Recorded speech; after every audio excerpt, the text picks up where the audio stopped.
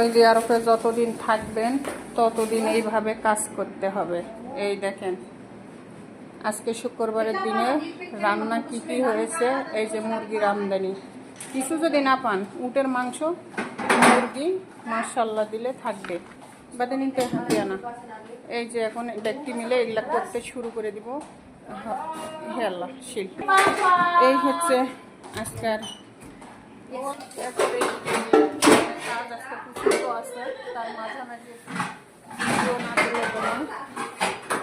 এই দেখেন মুরগির ঝোল, এগুলা খাওয়া শেষ।